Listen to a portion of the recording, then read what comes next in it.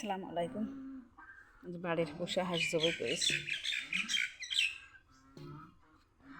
বাড়ি পোষা ওই যে ওইটা ছিল আর অনেকগুলো বেশি ফেলেছি, খাইছি দুটো তিনটে। শীত আসছে, হাঁস খাবো। চুলায় পানি দিয়ে দিছি, হাঁস ঝরবো, পরিষ্কার করবো।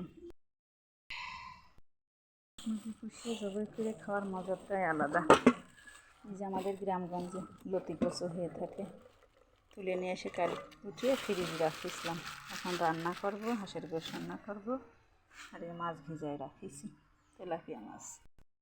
এই যে কী স্বাদ, কী টেস্ট, যারা খায় তারাই জানে, খুব মজা।